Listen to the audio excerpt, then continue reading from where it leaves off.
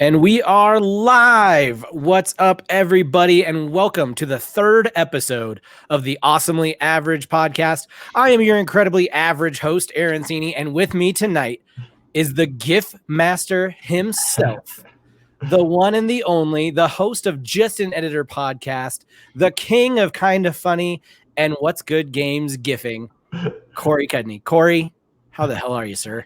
Man, I'm doing fantastic. Thank you so much for the warm intro. I'm happy to be here. Awesome. Well, thanks so much for joining me. I was excited to get you on the show. I think this is one that people know your name because they've seen a kind of funny GIF at bare minimum. The guy who has produced hundreds of thousands of GIFs in his lifetime, and just recently uploaded like the entire library to Giphy, right? Yep. How long was that process? That was, it took a couple of weeks. It was way more than I thought. I was like, it'll be fine. Like, I'll just drop them all in one thing, just tag them in one session. And Giphy was like, no, you're going to do these one at a time. And it took way too long than it had any to. How could it not be like, all right, I just tag it and it goes? That's insane.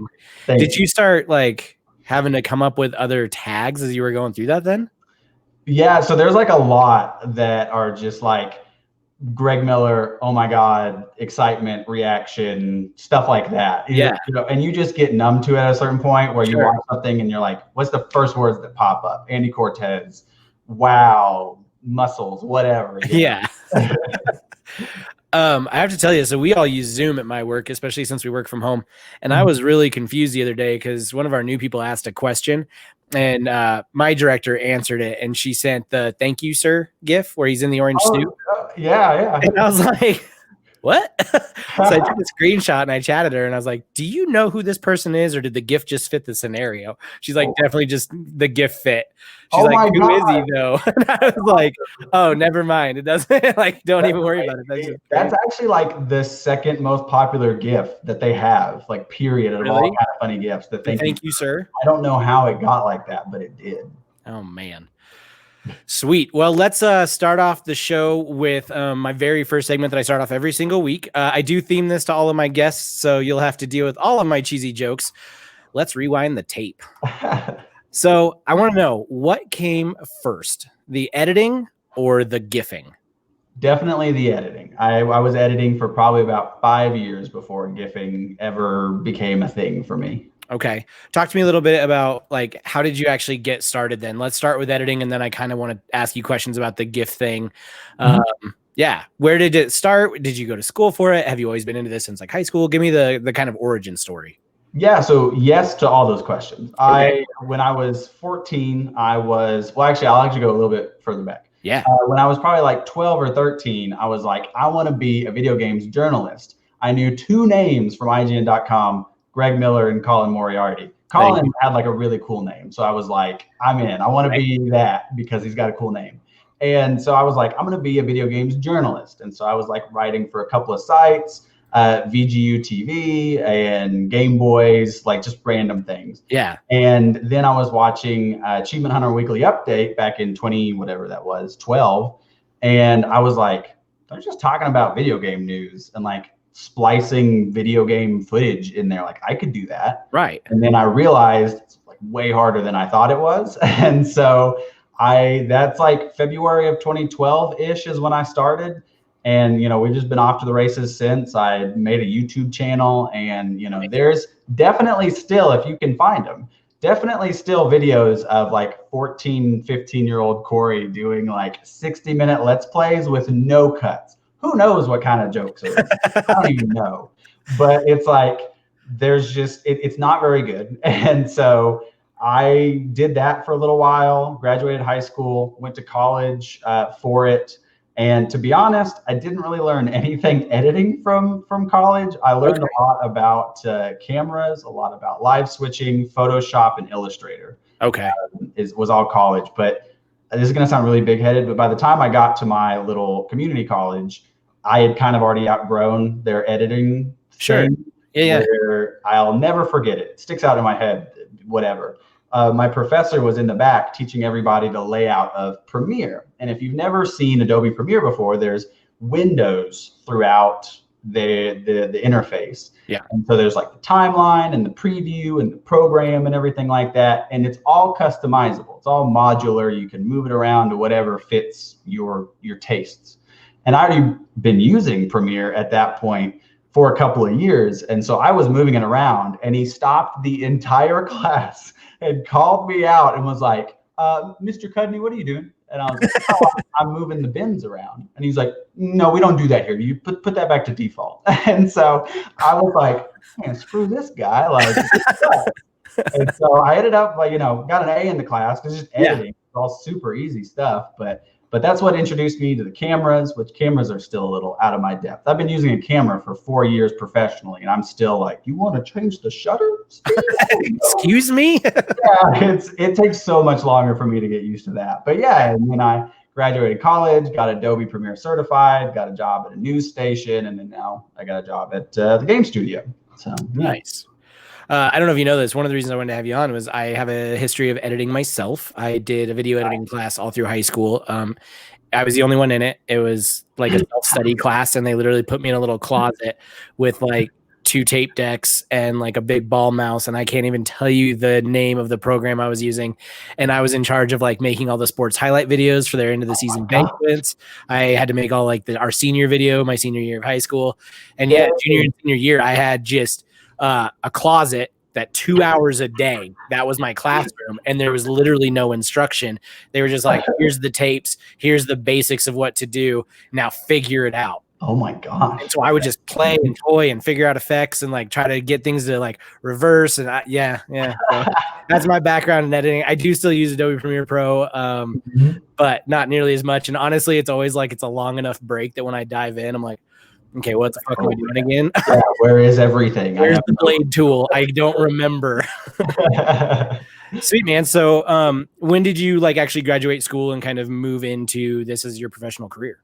Yeah, so I graduated from college in whatever year that was, 2016? Yeah, okay. 2016. I was working at Best Buy selling computers. Yeah. And I was just throwing out applications left, right, and center. Like, I didn't care if it's what I always recommend, by the way, if there's any like video editors aspiring out there.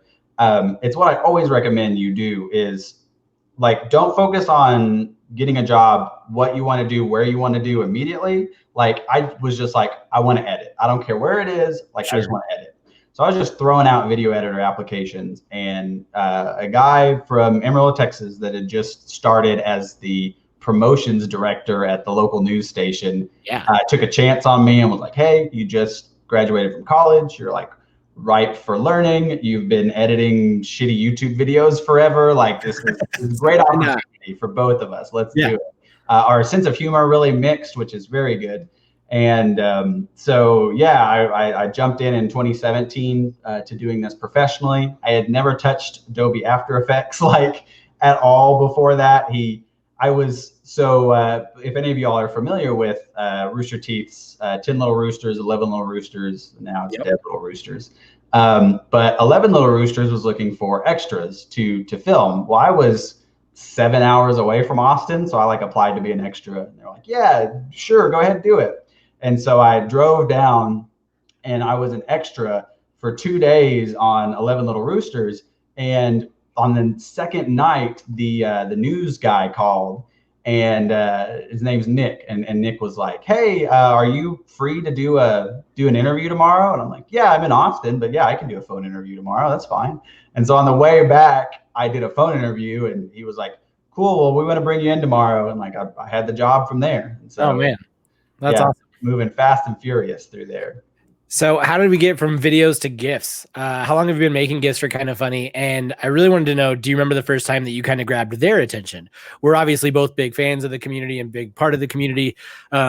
So how did this part happen? You are actually known as the Kind of Funny Gif Master. Where did we get to there from editing in a film studio or a television studio to here? Yeah, so like I mentioned earlier, I was doing what I wanted to do. I was editing, but I learned very quickly that you kind of have to force the passion if you're not doing exactly what you want to do. And I can't remember the exact circumstances that led to it, but we had lost a lot of people at the station, and I was just like not feeling super passionate. And then the summer of 2017 rolled around, and another guy at the studio named Ron walked into the office and was like, "Hey man, did you know making GIFs is like super easy?" And I was like, "What?" Is it? Like, GIFs, like, you know, GIFs, right? And I was like, "Oh yeah, I know GIFs." And he was like, "Look, come here." And he just found this website that was like, "Oh yeah, like just export a video, import it into Photoshop, and then you've got, you know, these GIF options." And he was like, "Awesome." And so I didn't even think about it, you know? Yeah. And up until that point, Peter Hayes was like the king of GIFs on my Twitter feed. It'd come up through the Rooster Teeth community, and he was known for just banging out GIFs super quickly. Yeah. And they were, you know, relatively basic at the time, especially now what you're seeing with like Rooster Teeth and the GIF House and kind of funny GIFs that are like all pretty intricate now these days. Right. Where back then it was literally just a super fast clip. The subtitle that was there present the whole time. It's like you were watching a movie with subtitles. 100%. And so like I knew that was a thing. And I can't remember what episode it was, but Andy said on one episode, he was like, "Man, we need GIFs because Greg has one GIF out there when you type in his name, and it is, 'I like little boys and they like me.'" All that would pop up when you typed in Greg Miller. And that's quality marketing. You know, you got to stick to your brand. Exactly. And I can't remember what my brain thought immediately, but I just like, I'll pack that in. Yeah. And the very first GIF was Greg Miller doing his spin around from the chair saying, "Hi, I'm Greg Miller, and I approve this message." Okay. And it's one of those, like, I'm going to sound super cheesy, and I'm so sorry. It's one of those like magical things where I did it, and from the get-go, like Greg retweeted it, Greg talked about it on air, and I was like, "This is what? Like, this is crazy. This is like the very first time." You know, I kept with them since, you know, like I said, 2010, 2011, and they inspired my journalism career. And then when they left to go make Kind of Funny, it was crazy. And I was there for their very first RTX like fan meetup and everything. And so like the very first time, because I'd been a lurker up until that point, I tipped in a Colin and Greg live when my YouTube channel got a sponsor. But like that was the only amount of interactivity. Like I knew Zyger, but I think Zyger was probably like the only community name that I knew at the time as a lurker. And so yeah, I was like, well, I'm just gonna start doing this. And so I just started doing them, and Joey and Andy picked up like immediately. They followed me on Twitter, and they were like, "This is awesome, like keep this up." And then Greg followed me pretty quickly and made a Google Drive and sent it to me and was like, "Cool, if you just want to start throwing them in here, we'll just use them." And I was like, "This is phenomenal." Yeah. And it was a little bit longer. I was a Guardian at RTX, and Greg was like, "Hey, like come backstage and meet us." And so I had to tell my head Guardian, I was like, "Hey, like I'm not bothering talent or anything. I promise. Like they told me to do this." And like I was so worried they were gonna be like, "Hey, what are you doing? Team, get out of here." Yeah. And so you know, things just kind of spiraled from there, and then Joey was like, "Oh, Gif Master," and you know that happened, and it just so many things, and I just can't even believe where we are now with it. Where, like you said, it's like 630 GIFs now. We just crossed 66 million views on Giphy. Like it's taken off in ways I would have never thought of. You know, that's so crazy. And it started with a GIF.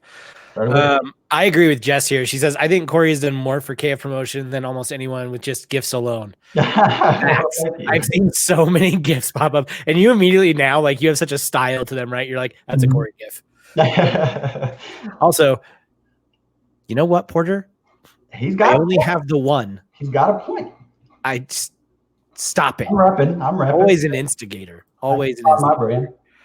Oh, look at you. Look at you. Yeah, I had to pimp out our studio, man. Love it. Aside from the studio, what made you actually start the podcast then? Obviously, you have this podcast, Just an Editor. Talk to me a little bit about that. How did that start, and how long have you been doing it? Yeah, so at all roads lead from Rome in this case. I was at the news station. Okay. People would ask me to do all these things. And again, I had done Premiere for at that point like 4 or 5 years. And I was like a year into After Effects. And then, you get situations like an attorney there is like, hey, make me fly like Superman. Right. And you get these people that are just sending you pictures of their stool saying, make this a logo. And so like just random requests. Like And sitting so, stool.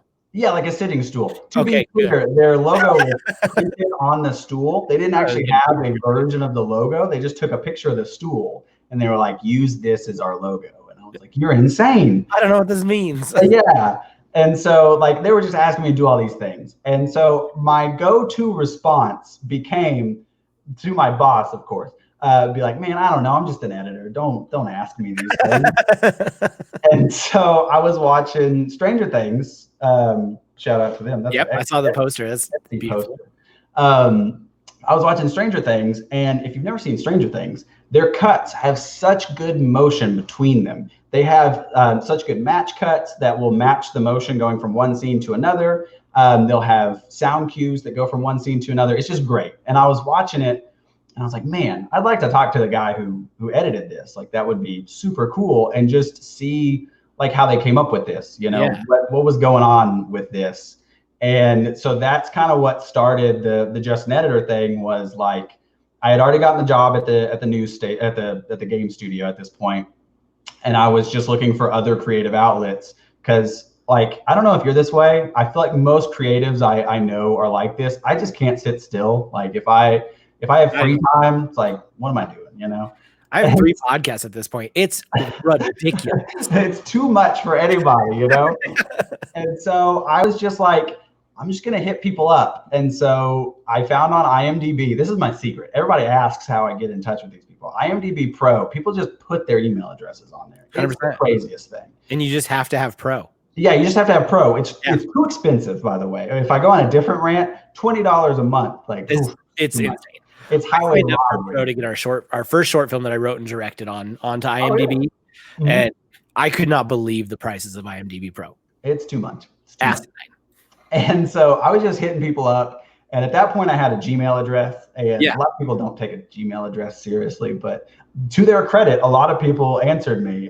Jim Everly, who had edited a lot of the Game of Thrones, he did work on almost every Troublemaker film he had a hand in. Either he edited or he colored, Thor Ragnarok, Iron Man 3, stuff like that. He was our first like really big get. And funny enough, he was like the very first person I interviewed because like I had a cushion set up for myself of Snowbike Mike and Pixel Brave and Roger Picorni and like these people that I had known where I was like, I can ask these people and we can just chat in a no pressure environment.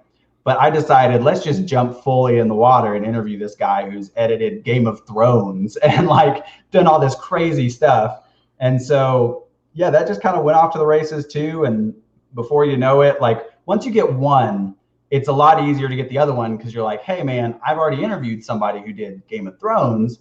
And then we got Jeff Ford, who did all of the Captain America movies, all the Avengers movies. And it's like that was the real big mind blow for me. Jonathan Sims, who did the Invader Zim Netflix movie. We just had James Atkinson's episode, which came out today, who was super nice and super knowledgeable. And went through the process of editing an animated show, which I had. He's done like Rick and Morty. What was the other one? He did another really Harley Quinn, or like the Harley Quinn. That was the one, which is great. Yeah, and those a bit, but he's worked on almost every Fox or Adult Swim show that you love. He worked on it, and it's like it's just crazy. It's too much to name of like Axe Cop and a lot of other. He was on, from what it sounded like, on the ground floor of Fox ADHD when they re-picked up that big animation initiative. Yeah. And so talking to him, and then I feel like such a jerk. I can't remember his name, but the guy who edited a lot of his Dark Materials, one of my favorite ongoing shows. And that was a huge mind blow too, because I was like, I love this show and you made it. Like, this is super cool. And so, yeah, I finally have an actual @justineditor.com email address, which will eventually mirror as my portfolio. Right now, it leads to absolutely nothing. Nice. But people at least take it seriously when I email from them now. Yeah. That's awesome. That's really cool. You've interviewed some really amazing people as I was kind of going through it, and I liked that you said you kind of started with like Snowbike and people you were comfortable with. I don't know what it's like to start a show and only interview people for the first few episodes of people that I'm comfortable reaching out to. Cold emailing is the scariest thing ever. I hate it so much. Yeah, I did my first one today. I shot my shot on a guest that I'll announce later when they're ready to come on, but it was terrifying. Like, I think I was sweating for the entire hour and a half, which wasn't even that long. And they responded and they're like, yeah, I would love to do that. And I was like, oh my God. You're like, this is amazing.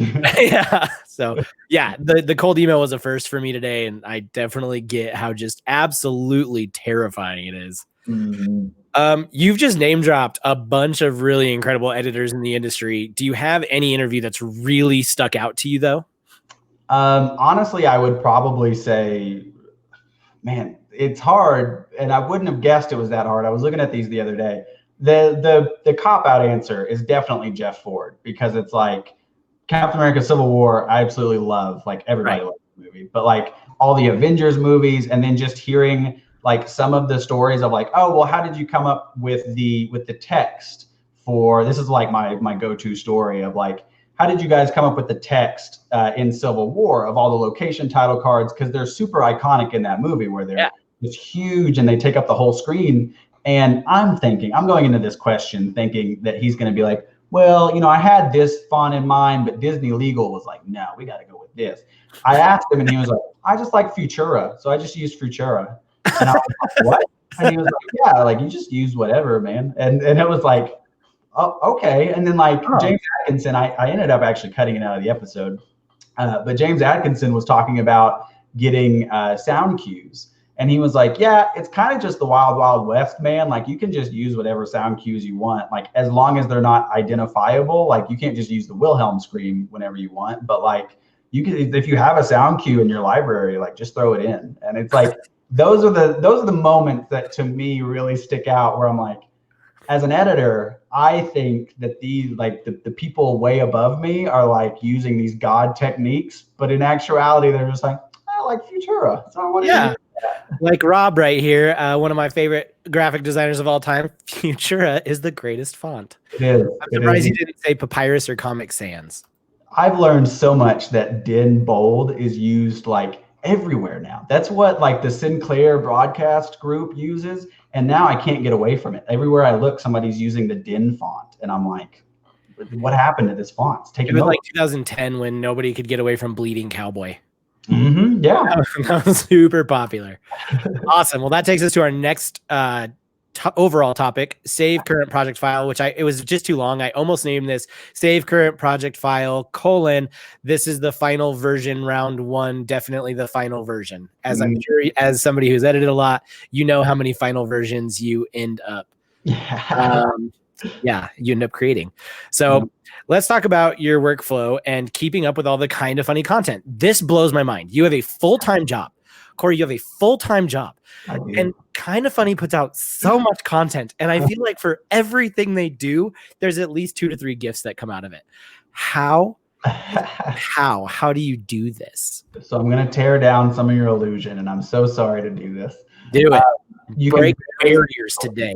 You can so easily tell which shows I can watch like in the moment, because Kind of Funny Games Daily, I always have a gift for it. And it, it kind of depends on who's on and depends on my mood and all kinds of weird things. But like, Kind of Funny Games Daily, I'll always watch because I have lucked out in my career so much. If I have like one thing that just stands out to me is how overall amazed I am about how much I've lucked out. And like to take a great example, first job ever in the games industry. And somehow I land a job that's like super anti-crunch, and it's like we're working on Halo Infinite, and we worked on every Halo you've ever played and every Call of Duty you've ever played. And it's like I just didn't even know. I was just throwing out applications. That's a sidebar. But so like I'm just super lucky to have 2 jobs so far while I was making GIFs that didn't really care what I did from noon to 1. Nice. Or yeah, from noon to 1. And so it's like I can definitely just watch Kind of Funny Games daily and be pretty chill with it. We had one conversation at the game studio where my boss was like, just make sure you're not doing them on the work PCs. And I was like, that's a good point. I'm glad that you brought that to my attention, because a game studio doesn't always own, this is like a fun side fact that I had never known.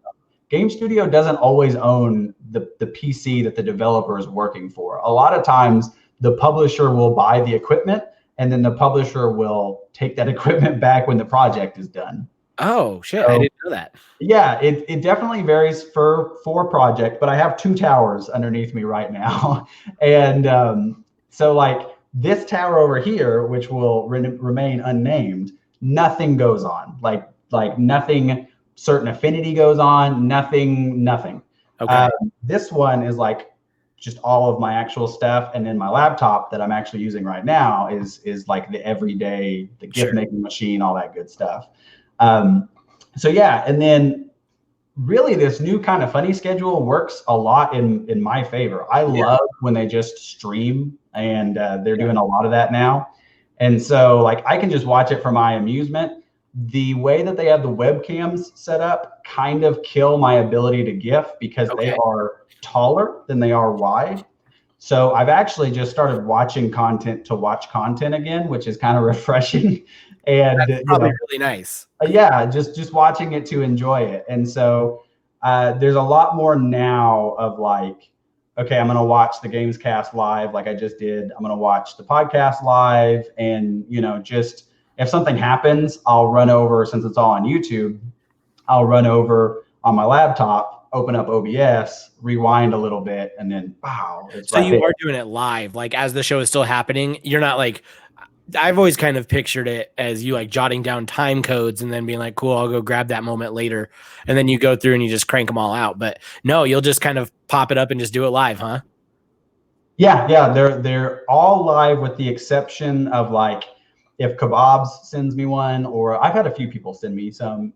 If they do that, then it'll be after the fact. But no, Twitch's clipping feature is so handy.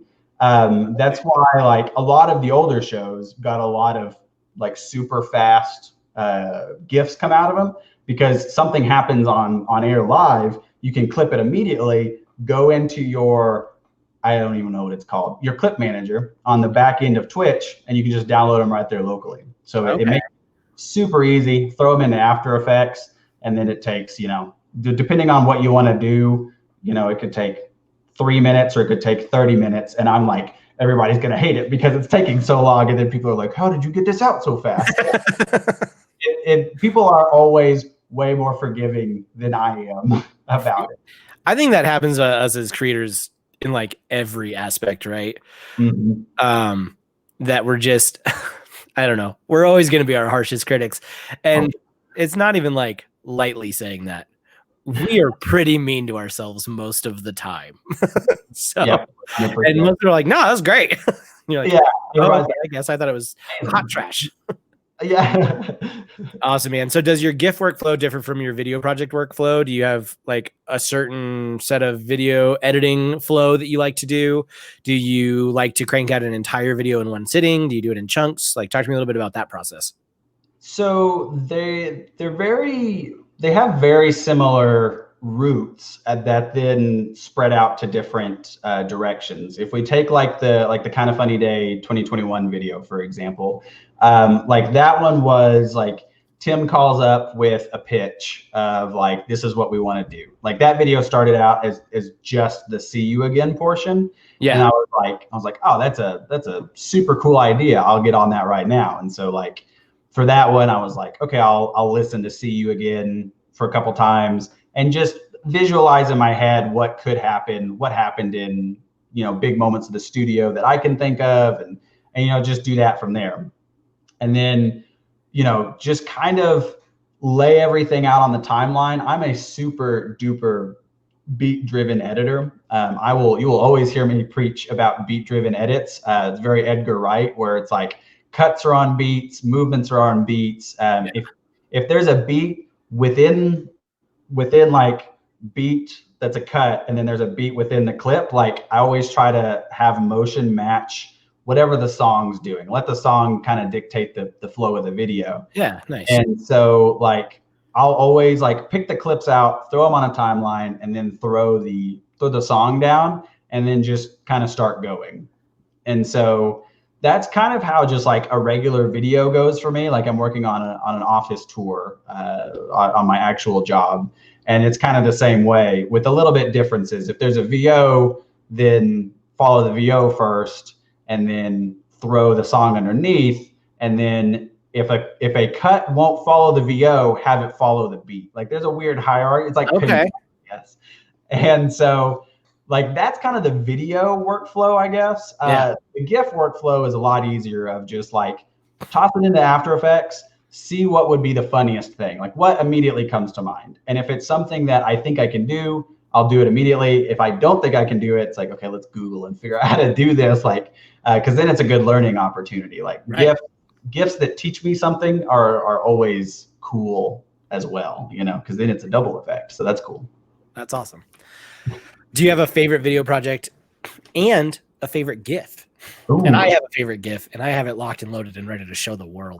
Okay. I should have known this because on the grind that I just did, they asked me my favorite GIF, and I like did not have an answer really. I kind of copped out, and I kind of have to do the same here. Yeah. Where I just don't know if I have a favorite GIF. The Andy tossing his sunglasses to the flames always stands out because talk about being your harshest critic. I put that out and I was like, nobody's gonna like this. This is the stupidest thing I've ever done. And people just loved it. They were like, this is cheesy and I love it. And it's so good. And you know, there's a lot of stuff like that. The first one is an easy cop-out answer because it, you know, started everything. Another good one, just because it has a good story, is it was the first Kind of Funny Game showcase where as is kind of the tradition with a lot of these, I just went out on my own and did like Greg released the picture of the Kind of Funny Game showcase promo. And so I was like, okay, well, I don't know what that picture in the background is. It definitely looks like E3. So I'll just find that picture and I didn't know any of the font at that point. So I was like, I'll just find the closest font. And then I was like, okay, actually, I'll just cut the letters out and I'll just use the letters as the font. And so it's like, I spent like 2 hours finding the E3 picture that matched exactly. And I like made the Kind of Funny Game showcase thing. And I posted it, and I had thrown my dinner in the oven after I posted it because I was like, man, that was a long GIF. And Greg immediately DM'd me and he was like, hey, can you do that exact same GIF, but put our URL on the bottom? And I was like, yeah. And he was like, cool, I'll pay you. And if you want to stream it, we'll host you. And I was like, I just put my dinner in the oven. So I was like, yeah. So hungry. I pulled out this like mostly raw chicken and like I took one bite and I was like, nope, doesn't work. So I had mashed potatoes and peas that night for dinner. Let's do it. And so I like finished the GIF on air, and it was crazy because that's the night that DiGiorno followed me, and that's the night that like my Twitch got like I think it was like 50 follows or something like that on the first night, and it was like, this is insane. Like that's a funny one just because of the story that goes with it. Nice. As far as the GIFs go. What about a video project? Do you have a favorite there? The favorite video project, there's two. The easy cop-out answer is the Kind of Funny 2021 video, because it was like, it's one of those projects that people say like, I don't know if I would have agreed to do it if I knew what it was. Like if you would have told me what it would take to do it, I don't know if I would have agreed to do it, like knowing off the top. And you know, to their credit, Tim had no clue either, because it really evolved as it happened. And I got to give Tim so much shout out, because talking about being your biggest critic, like Tim believes in me a lot more. And like it's funny because I kind of have two bosses in life, where I have my actual boss and then I have Tim, who throws me projects every once in a while. And both of them are so cool because they know I can do something, and so they'll give it to me, and I'm like, I don't know if I can do this, but I'll try it. And so yeah, like I mentioned earlier, that video just started out as the "See You Again" video, and then I sent that to Roger as like a rough, and Roger was like, "Cool. Have you started on the retrospective, by the way, of the 2020?" And I was like, "We haven't talked." Yeah, like I was like, "I'll freak out, but am I supposed to do that?" And he was like, "Oh, sorry, I just talked to Tim. We don't know what's going to go on yet." And so Tim calls the next day and he pitches it to me, and I'm like, "Actually, yes, that's really gonna enhance it, because instead of just having this really sad like see you again thing, let's really play up like 2020 started off crazy and was going to be this super cool year, and then new studio and all the things, and and then it hits in the middle, and then it's all working from home, but like it's such a 3-act structure. Like I can't even believe that I did it looking at it. It's like, oh, cool, celebrate, blah, blah, blah. And then boom, the middle hits, and it's like despair, but then it's like, oh, we're actually doing like really good. And then it's like hit to white, and then it's like, oh, see you again. And then there's the little denouement. That's what my college education paid for, the fact that I'm at the end of the studio silhouette. And so I would say that one, because it took like 3 weeks. It was probably like a 25-30 hour edit, like all told. It was like 80 clips. It just took forever, and we only had 2 revisions. It was very good. Very good about that. Yeah, it was.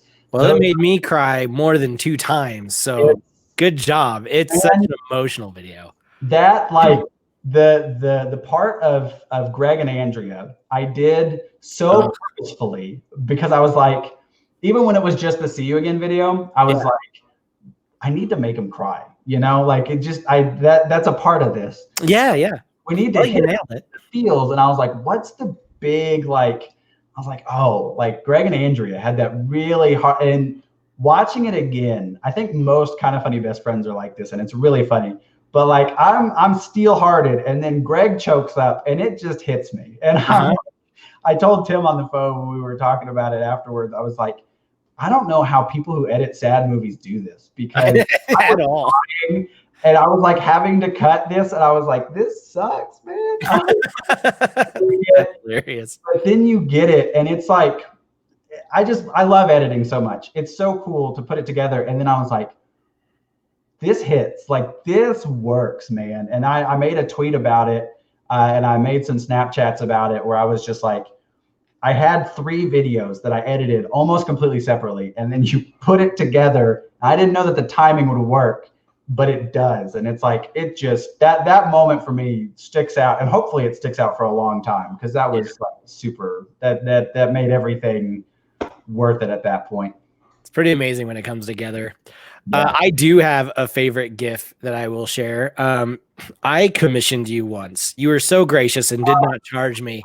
And while my first guest, Kyle Stevenson, when you watch this, my first guest, Mr. Kyle, stabbed me in the back when I came to him for help with a project. You, sir, were the hero I needed. I said, hey, I got fake name Felker here. I need a GIF. Here's the episode. Do you think you could help a brother out? And boom, I had this within minutes. Mel Felker made up name. I went through a little zoom cut that you always do, and it's like the 2-person GIF. 2 things. I really miss the studio, because there's so much more room to play like this. Yes. And that, what a refreshing thing. You were like, let's do this. And I was like, cool. Like it's so funny, because I'm sorry, I keep going on tangents. No, do it. I love it. It's so funny because it'll happen a lot where somebody will ask me to do something, and then I'm like, yeah, sure, like no problem. And you did the same thing, where you were like, oh, I'll pay you. And I'm like, dude, it's like 5 minutes. Like, don't even worry. Like, I'm happy to do it. It's funny. Like, I genuinely like doing it. So I'm like super happy to do it. And so that, and then the very first thing that comes to mind, I really went through a phase where I tracked people's faces and had had the text follow that tracking. There's a whole GIFs that do that in almost every GIF, and I like it. It's good. It's a good technique. Right here, boom. Yep. I stole that from Gif House. They track things so much. The thing that Gif House does that I have no clue how they do it is they create their text in 3D space a lot better than I do. And that's something that's like, I don't want to steal anybody's style, but I'm always trying to figure out how they do it. There's one specific Tim GIF where I tried it and it just like did not, like, it's out there, but it didn't work the same way. People are agreeing that was the best GIF ever. Thanks, Riss. And yeah, that GIF was so rad. I'm not actually sure if you're talking about this one or one of the ones that Corey was telling about, but either way, I agree. Super rad. This brings me to my last segment about you, and then we're going to jump into a couple little fun games that I have planned for us. Render it from in to out. I had to think of something. If you could take this career anywhere, unless like this answer could be, God, I just love being at certain affinity and I don't need to go anywhere. Mm-hmm. But if this career of editing could take you absolutely anywhere, where would you want it to go? So there's I have very specifically, and I say very specifically, very accidentally, all the way up until like 2 years ago, and then very specifically, but very specifically tailored myself to where I have a super diverse portfolio that I am very proud of. Yeah. And like there's like 3 career paths. There's really only, well, no, there's 3. There's like 3 career paths that I could go, and I would be very happy with any of them. And it's like Certain Affinity makes phenomenal games. I learn something there like every day. We have one of the best retention rates like in the industry. It's something like an average of like 7 years per developer. And like, you know, transparency is like very rare in the industry. And Matt Silverman, our founder, is so transparent with everything, and it's super cool. Like we got like a post-mortem today and stuff like that I obviously can't dive into, but like it was super cool to read. And I'm like, this is open on a level that is fascinating to me as somebody who's only been in the industry for 2 years and is still like, you know, I just love the industry and learning about it and stuff. And then reading this thing of like, oh, like what could we do better next time? And reading about that stuff is super cool. I love the company. So that's one, is being here. I've told my dad many times, because he asks many times, he never wants me to move. And I'm super happy where I am. So don't worry about it.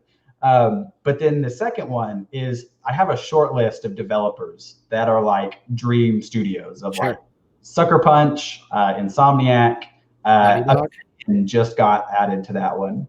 Sony Santa Monica is a really good one. There's a very short list of devs that it's like, they don't crunch like super duper hard, like every studio does at one point or another. But like they don't go like absolutely crazy, but their games are like 100%. Sucker Punch is 100% like my like dream studio, just because they haven't made a game that I didn't like. Yeah. And like I've platinumed every game that they have that you can. Nice. There's one that they made like for N64 or something like that I can't think of, that I've just never played. But other than that, like I love all the Sly Cooper games. I love all the Infamous games. Ghost of Tsushima was amazing. Like they're amazing. I love them. And then the other one, Second Son was my first platinum ever. Oh man, Second Son is one of those Spider-Man platinums where it's like super attainable, and like the percentage is very high, but that's also like something to be super proud of as a dev. Right. That percentage amount of players would want to go for your platinum. Like it's super cool. Especially because it does take 2 full playthroughs. So you want people to repeat your game. So yeah, exactly. It's super. I absolutely love like Second Son is probably the weakest one out of them, but it's the trade-off there is it's like the weakest, but it also has that charm of PS4 launch titles that they were like particles everywhere. Right. It still holds up because there's particles everywhere, and you're like, this is so cool to watch him like suck in the neon, and you're like, it's awesome. Like I always like when Greg said that he was replaying Infamous this year because of the thermometer, I'm like, let's go. Like I want to replay Infamous now. There's a PS3 in that bedroom. Nice. Ready to go. And like, I don't know. But and then the third one is the obvious one of kind of funny if they'll ever have me. Sure. Would always be super cool. So that's like, would that pull you from Austin officially? It's hard because like this is heresy for a lot of kind of funny people. I'm not hugely into going down to San Francisco. But Austin is super cool because Austin's like as San Francisco as you can get, but still be in Texas, you know? Right. Like I don't like have an affinity to Texas. Like everything that I just listed is either in California or Washington.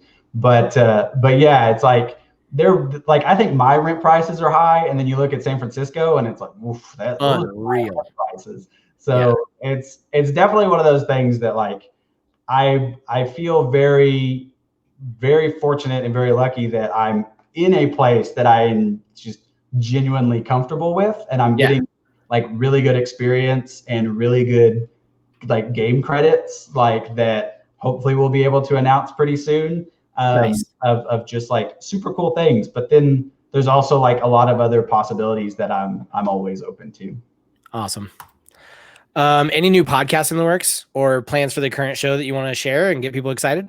So no new podcasts. Like I said, I feel like I'm very busy as it is. That being said, like I was talking to my boss literally yesterday that once I released today's episode of the podcast, for the first time since Tim called me about the Kind of Funny Day video, so probably before Thanksgiving, I don't have a video on the horizon, which is like such a good feeling. And I'm just like, I bought that. I tweeted about it. I bought that it's not new. It's a little bit older, but that Yu-Gi-Oh game on Switch. Oh yeah. I haven't played Yu-Gi-Oh in years. And like, you know what? I've earned this.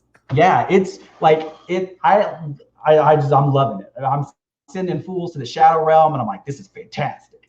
And I have wrestling on in the background again. I haven't watched wrestling in weeks now, and I'm like, can finally put that on in the background while I'm like dueling people, and yeah. So nothing new as far as that goes. I have to re-up my IMDb Pro subscription, and start getting hold of people again. Yeah, you actually inspired me. You don't know this. You actually inspired me with your episode that you were talking with Kyle, where y'all were talking. I believe it was about the Speaking of Stadia podcast, where y'all were saying that there's not a rigid schedule, and I was like, he's right. Like I don't have to have a schedule, and so like that's why I still can't remember his name. Something Fisher. Anyway, the His Dark Materials editor, his episode released right after Christmas, right after the season 2 finale of His Dark Materials. And then James Atkinson's episode was way longer and took a little bit more cuts. And so I kind of just took my time with it. And then this week I was like, I'm going to do this. So every night for the last week leading up till today, I've been editing that thing at night. And so like, I finally have that out. And so now I'm just like, I've got nothing to do. I've been reading that new Star Wars book and stuff like that. So there's definitely some guests that I would like to bring on, just an editor. The Starting Line, the Flash podcast, I'd kind of like to take a look back at that because I love Flash, and reading some of those old 80s books were just insane and crazy, and like reading the weird things that they did back then. It's like, oh, this is cool. This would be awesome. What I need to do is I need to find some cool guy to edit my podcast. That'd be the dream, right? Ship it and then be like, all right, get this back to me next week. I'll give you. You do it. Yeah, that's fair. Digital Dot Game says hello to you. Hey, Digital Dot Games. I like your logo. Yeah, that is a rad logo. Yeah, it's a cool logo. Dope. I passed out at the doctor today. That's a fun fact for you. Oh wow! Don't do that. If you could have anyone on your show, who would it be? So I said this last time. I would probably say the Stranger Things editor, just because he's who inspired the show. But it's like, that's the weirdest thing about bringing Jeff Ford on so early, is once you interview the guy who edited Avengers Endgame, where do you go? We're like, it's super weird. And like, Roger Deakins is a I think he's actually not an editor, but no, he's a DP, but still would be awesome. Yeah, he would be awesome because what really inspired, one of the other things that inspired it was I had just seen 1917. Oh, okay. And being like, okay, it's very obvious where the cuts are if you like know what you're looking for, and you're like, they pass a really big boulder that takes up the whole frame, and you're like, okay, there's a cut. There's a cut, right? Yeah, but like 1917 is shot and edited just so masterfully.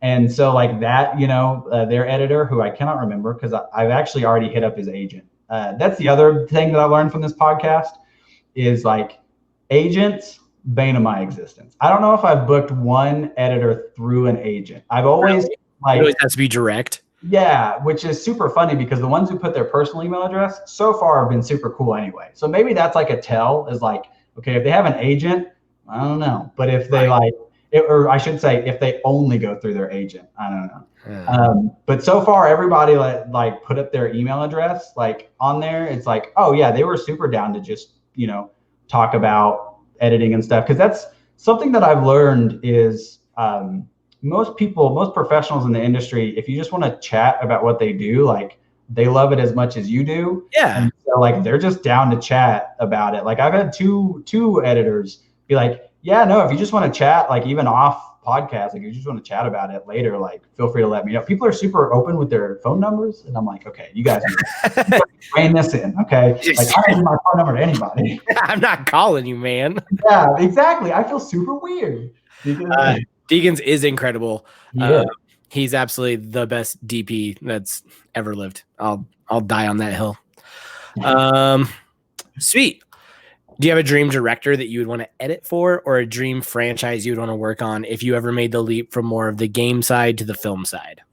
I would probably say, I thought about this a couple of years back, that it would be cool to edit an episode of The Flash just to say that I've done it.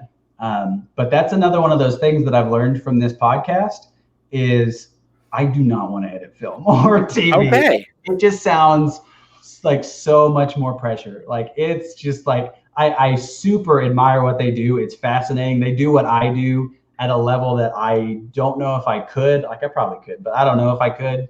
But it's like you always hear stories about like Video Game Crunch and like how it's like rough and stuff. A lot of these editors are like, yeah, I sleep at the studio like all the time when we're cutting movies and stuff like that. And I'm like, oh my gosh, like it's crazy. Fair. All right. Now we're going to go to a brand new segment that I call Get Inspired, Mother Effer. This is part of the reason I started this podcast was I wanted to bring on creators to talk to people who maybe have always considered about creating and just never done it. And hopefully get them to know that you can do this. It's part of why I called it Awesomely Average is you don't have to be famous to create. That's kind of been the motto of this entire thing is I think people think they have to have a certain type of like following or a certain size of following before anybody will listen to them. Listen, you can have 300 Twitter followers and jump out here and start creating a podcast. You can have 10, who cares? Yeah. So this section is really just to get people kind of inspired based off the things that you've done. So I got two questions here. What advice do you have for anyone wanting to become an editor, a podcaster, or the master GIF creator, such as yourself? What advice do you have for them? It's a thing that everybody always says, but like, just start doing it. And, because your first one's probably going to suck, and that's okay. Cause everybody's first one sucks.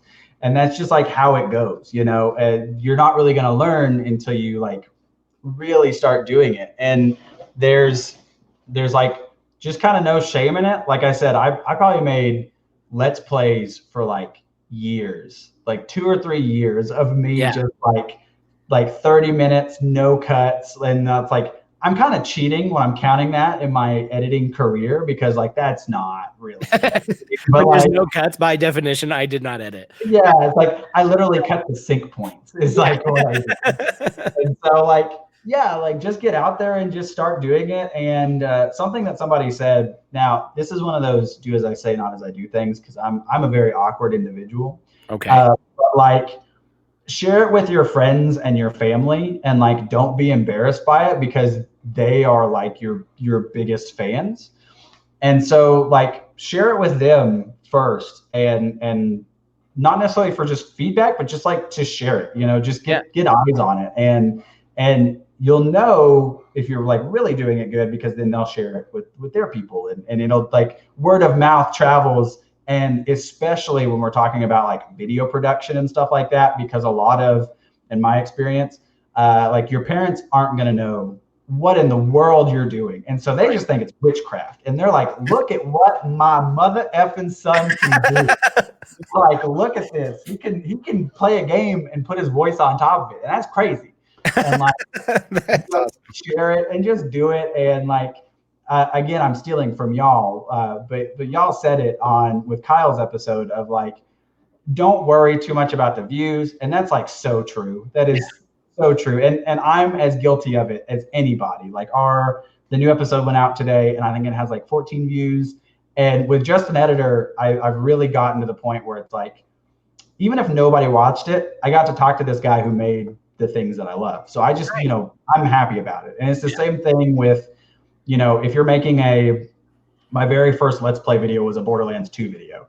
If you're making a Borderlands 2 video that gets 5 views, it's like, okay, worst case scenario, I got to play Borderlands 2 for 2 hours and make myself laugh because I made stupid jokes. Like it's just super cool.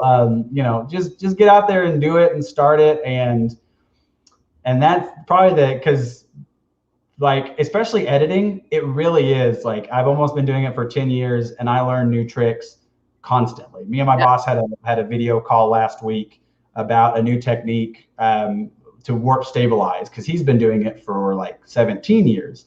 And so it's like, using warp stabilizer on a clip, like cut out the pans and stabilize them separately, because they will throw off the rest of the clip. And it's like, why didn't I ever think about that? Like, what a good idea. Really, really lean on people who know. Don't be afraid to ask questions, whether you're at work or whether you're reaching out to somebody on Twitter. Twitter does that really horrible message thing, which I totally get why they do it, but does that really horrible Twitter message thing where if they don't follow you, it just goes into the void of like, these are your messages from somebody that you don't follow. And a lot of times it's spam. So if you hit somebody up on Twitter or something like that and they never answer, 9 times out of 10, it's just because they didn't check that void. But yeah, like tweet at people or whatever and be like, hey man, I'm an aspiring editor. Like, what tips do you have, or whatever. There's really great resources like Mobox and Workbench and Mount MoGraph that teach video editing and motion graphics and stuff like that. And there's just so much. YouTube, there's a lot. Nice. I'm rambling. Awesome. All right. The other one is, some people don't know this about you, but what advice do you have for anyone wanting to lose weight and get healthier? You have actually lost a ton of weight over the last couple of years and gotten into great shape. What's the total count at this point? I stopped at 100 even. It literally, it could not have gotten more storybook. This was how I was like, I'm done counting stuff. Because I was like, here's my plateau. And then you start something, you change something, and you go to another plateau and you change something. And it's just it's a constant like little change thing. And then I started at 278.8. And I was like eating a bunch of junk food at work. As an editor, I just sit down at work a lot. And especially doing it at a company in Austin where your bosses are like, oh, hey, you're new to the area. Let's go to every restaurant you've never tried. Right. And so it's like, okay, let's do it. And so we were just trying all these things, and it just got really out of hand really fast. Yeah. And so I, like 18 months down the road after I started dieting, I was like, okay, no matter what this says, like, I'm giving up. I was giving myself the out of like, I'm at 98 pounds. And so if like this last day isn't 178.8, like I'll just round it up and like I lost 100 pounds at that point, whatever. Yeah. And so I stepped on the scale and it was 178.8 exactly. And I was like, this is perfect. We're done. I'm like not doing this anymore. But yeah, like as far as advice goes, it's kind of the same as the video editing. Is just get started. Is just find little things that you can change. That's my biggest thing. Is my diet and my lifestyle and everything looks drastically different from what it did 2 years ago. In March, I think it'll be 2 years of me dieting, and so like. This shirt actually used to be super tight on me. This is like, I didn't know that you were going to ask about that, but now it's like my lounging shirt. But yeah, so like the very first thing that I did was like cut Cokes, which honestly sucks because then you have like the migraine headache for like 2 days. But then once or the caffeine headache for like 2 days, but once you get over that, like you're over the hill. And so do that. If you have an elevator at work that you take, like me, I was on the 3rd floor. It's like, okay, just start taking the stairs. And this is a very silly thing to attribute, but Avengers Endgame, Thor's mom tells him to eat a salad. And for some reason, I took that to heart. And I was like, you know what? Thor's mom, I can't remember your name, I'm going to eat a salad. And so I've had a salad for lunch every day for like 2 years now. Wow. And really, they're delicious. There's these little pre-packaged salads that Walmart and H-E-B sells. And like, they're like $2. And so not only are you saving a bunch of money on lunch every day versus a $15 lunch at some restaurant, but it's like way healthier for you. And so it's like, start doing little substitutes. And then from there on, it's just like identify like what doesn't work in your diet and then start changing it. Like another thing that I did was when I started working at the news station in 2017, I had a can of Dr. Pepper and a package of Pop-Tarts every morning. That was my breakfast. Brown sugar cinnamon, the best Pop-Tarts. And that is absolutely correct. That is the definitive answer right there. That's 100%. And so like I changed that to yogurt, but then people were like, there's actually like a lot of sugar in yogurt. And so it's like, you can have the Greek yogurt, but Greek yogurt kind of sucks. It's got like no taste. Especially plain Greek. Yeah. Chobani is like pretty good, actually. That's what I settled for. But, and then eventually I was visiting my dad and he was like, hey, try this Atkins bar. And so I started, now I have an Atkins bar every morning. It's like pretty low in carbs and stuff. And so that's like really where I am with it, of just like identify some things. And if you get to a plateau, just change something, which is way easier said than done. Sure. And then, if you have setbacks, speaking of way easier said than done, if you have setbacks, like don't beat yourself up. It's not the end of the world if you add a couple of pounds or whatever, like you lost like 5 pounds, then you gain like 2 of them back or whatever. It's not too bad at all. And then Fit for RTX is a big thing that started with me because it started really small. And by the end of it, closer to RTX 2017, or 2019, I guess it would have been. But by the end of that, like you're doing a ton of sit-ups and stuff like that. Ring Fit is a really, really good way to do it if you have a switch. Like it sucks at first, but like once you start doing it, it gets really good. I will say the ring says some weird things. Exhibit A, the ring, when you're doing little thigh exercise, I did it today, the ring says, crush me in your thighs. And it's like, okay, we don't put this in the game. Like, I'm so uncomfortable. Yeah, you're ruining the moment, ring man, whatever your name is. So like, there's a lot of little things like that. Yeah, he says that, and then like, your sweat is so shiny and beautiful. It's like, okay, now you're getting in the creep territory. Stay in the simp territory, ring guy, but not in the creep territory. So yeah, it's like little changes. Don't beat yourself up. Just keep going on it. And I started walking, like doing walking, finding something you like. For me, it's walking because you can think. I don't know how many ideas have come to me in the middle of a walk. Like it's been so beneficial for me. Working from home has had some weird silver linings, and that's one of them. Is I've put like 380 miles almost of walking, like at my apartment, just in circles for like 30 minutes a day. I do about like 2.3 miles a day, and sometimes I try to jog. Sometimes I can only run for like very short spurts. Let's be honest here. But yeah, just be proud with what you're doing. This little Batman run hat, there's digital 5Ks that you can do that are also really cool to do as well. So nice.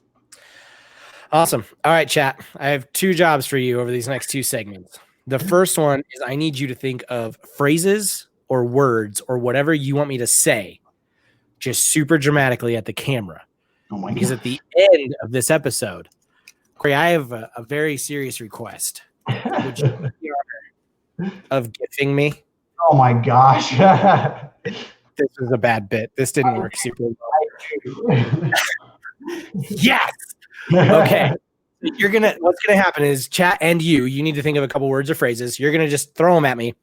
I'm gonna read them at the camera and be crazy, and then you can pick your favorite one. And then if you gift me with a Corey Cudney gif, that would be incredible. Deal. And guess what? We're live on Twitch, so you can use the clip feature. Yeah, that's true. That's true.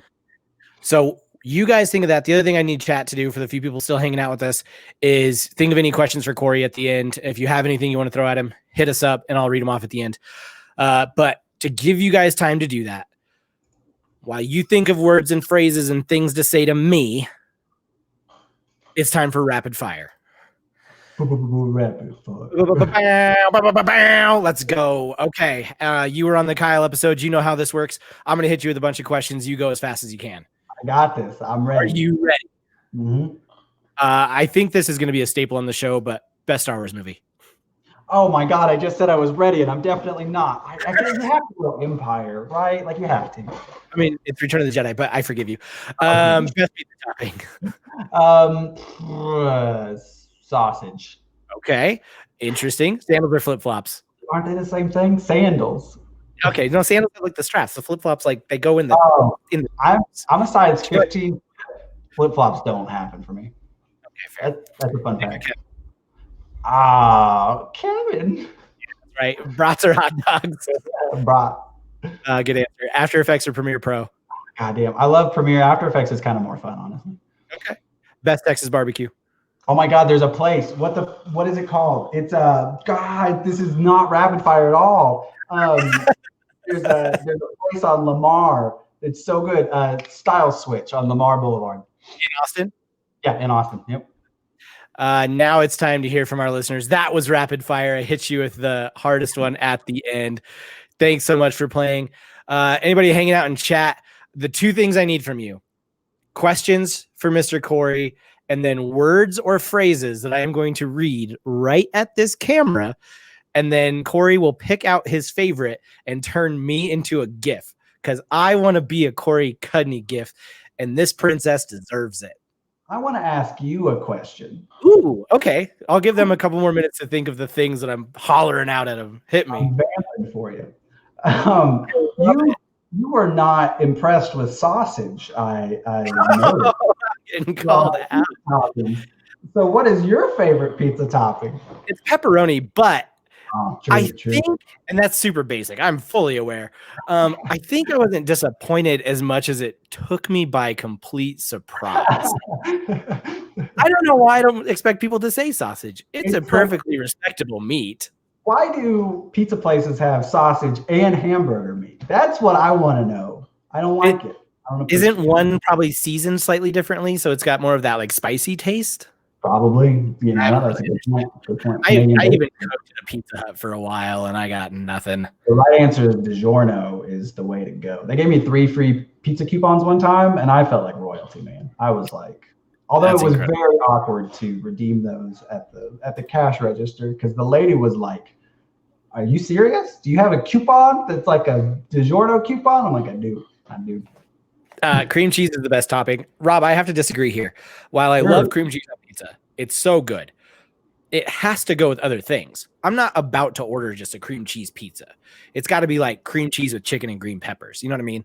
Like you got to have things with it. I've never heard of this, honestly. You've never had cream cheese on pizza? I didn't know that this was a thing. Do you like cream cheese? Everybody likes cream cheese, right? Like it's really good. Next time you decide to order yourself a pizza, get yourself whatever meat you want. Doesn't matter. Even if it's sausage. put just some vegetable on there, whatever your favorite is, and then add cream cheese, and it will change your life. Okay, this is a deal. There's a delicious. I had this at DiGiorno. I'm kicking up my feet. This is not a. I love this. Look at how casual you are. With this podcast now. There's a DiGiorno that's like bacon and chicken and Alfredo sauce. It was amazing. It was delicious. Oh man! You said you were in a special mood tonight, so I'm trying to bring it out. I love it. It's great.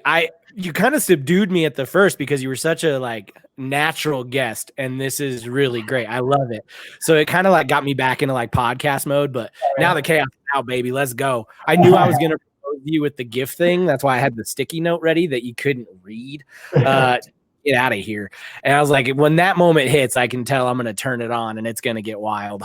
And it was when I was like thinking through that idea when I sent that tweet out that I was like, I'm feeling a little weird tonight. We're gonna see how this goes. If you could re-edit, oh shit, good question. Rob Lacey coming in strong. If you could re-edit one movie, what would it be? Suicide Squad. You think just the editing is the problem with that movie? It's definitely one of them, right? Because it is for sure one. Because he had the David Ayer cut. They had the David Ayer cut that like supposedly exists, and then whatever it's called, apparently they gave it to the trailer house. I don't know if I'm just completely speaking out of turn here, but I thought that they gave it to like the trailer house who made the trailers that everybody loved, and that's why the movie plays so freaking weird because it's like it has like so many introductions and every character has their own introduction, and it's like super weird. You know, it really needs it needs a new edit. Let me edit the David Ayer cut that already exists. The David Ayer cut. Everybody gets their own cut now, thanks to Snyder. Yeah, the Cudney cut. I've never thought about that. That's a brilliant. That's a beautiful name, the Cudney cut. You might have to rebrand the whole podcast. Let's do the Cudney cut. All right, Porter, Jess, Rob, Riss, if you guys are still in here, I need these phrases for GIF me. This is important. GIF me. Favorite composer? Like for movies or games or? Ooh, hit us with both. Beethoven? I don't know. Beethoven. I think he means film composer. I don't know. The Final Fantasy games have really good games. All right. So I can tell when you think about editing and stuff, the music piece is not necessarily it. No, yeah, it's weird. I'm definitely a my official title at work is AV media designer, and V is definitely before A for me. I love audio. I'm just not very confident in editing the audio, and so like I have a little MIDI keyboard. This is a certain affinity MIDI keyboard. Okay. That they were like, you're gonna learn how to make audio, and I was like, we'll see. And we're 2 years down. I still don't know how to use the thing. So, oh man, the correct answer is Hans Zimmer. Even though he's wrong, it's John Williams, but that's fine. Yeah, of course. See, now y'all are saying these things. Now you're saying names at me. Yeah, I just needed names, man. Okay, well, that does it for the questions. Let's jump in. Chat, you have failed me. I want you to know that. I got nothing in here for words and phrases. I hope you've been thinking about it. Okay, we got one. And it comes straight from Dexter. All right. Number one. Surprise, motherfucker. I like it. I had to just go with the impression, right? Of the guy. It looks like I didn't know what else to do. What do you got, Corey? Oof, man. I don't know. It's so hard. I don't know. Make a face. I don't know. It's so hard. That's a brilliant one. I like that one. I'll clip that out right now. Let's see. I'm gonna see if there's any good. Ooh, this one will be cross promotion. And let's see. Can I do it, Jess? I don't know how Jess would do this. I don't know her manual quite well enough, so I won't do an impression of her. But I think Corey Cudney has done more for KF promotion than almost anyone else with his gifts alone. Oh my gosh. Just share that one. No Stadia shirt. Traitor. I don't know why I almost said porter because it rhymed. No stadium shirt, Porter. Oh yeah, that's what she said. That's got to be the one. That was great delivery. Hey, thanks. I try. Awesome. All right. Now comes to the very end of our show. Thanks for hanging out with me. I want you to go ahead and tell the people where they can find you. You've been a fantastic guest. So first of all, just thanks for hanging out. Yeah. It was a really great time. They can find you at Twitter. They can find me at Twitter. It's just my name, at Corey Cudney. I feel bad. So I post about like all kinds of, kind of funny gifts and stuff like that. I feel bad. A lot of people follow me just for the gifts. And then especially since the new year, I've really slowed down on the gifts, but we'll find a pace back in there again. Don't follow Corey just for the gifts. He's a great follow. Just go hang out. He's a wonderful human. You've watched the episode. I feel so bad for so many people because like Greg will retweet and I'll get like a couple of follows and I'm like, okay, a lot of you guys are just here for gifts. And like, I'm going to talk about Yu-Gi-Oh! I'm going to talk about comics. Like, man, like it's Flash. I know the Flash is your big one. Talk about Flash. You can't even see them, but like, there's my original Flash artwork back there in the corner. Yeah. Okay. So yeah, I'm a big Flash guy. I chat about that a lot. It's crazy. If you just want to follow me to hear me talk about wrestling and media in general, I like having passions, which is weird to say, but some people like haven't found it. But it's like movies and books and games and TV shows and music, whatever. I'll talk about it all. I like it. But anyway, you can also find me at Just an Editor Pod. Thank you for doing that because I could never remember if the pod is on there or not, which is a horrible thing. It's my Twitter account. You'd think I'd know. Hey, man, I have to think the Awesomely Average one all the time because I have to shorten it. So no, I get it. This is the first time this has ever affected me. There is somebody parked on at Just an Editor and they haven't posted since like 2018. And I'm like, just drop the handle, give it to me. That's me with twitch.tv/awesomely average. They have no video. You're Awesomely Average Gaming. Yeah. No followers. They have no videos. They're just sitting on the perfect URL. Let it go. They're like, somebody's going to offer me a ton of money for this. But that's where I will post. I'll definitely retweet for any episodes, any updates. I want to pick up on Starting Line, the Flash podcast again, probably in the summer. That feels like a good seasonal thing. Cool. I think. And then the Twitch as well. I'm so glad that you did this for me because I never pimp out the Twitch, but it's such a good one too. I want to pick up on the Twitch again, doing some live gift streams as well. And then I am looking hopefully to have a nice little studio relatively soon. So I won't have all this in the background that I can start streaming on and I can have awesome, cool lights like you do in the background here. Hey, that's what I do. It's all for the aesthetic. You got to make it look good. Exactly. And it works. I'm here for it. So that's where right.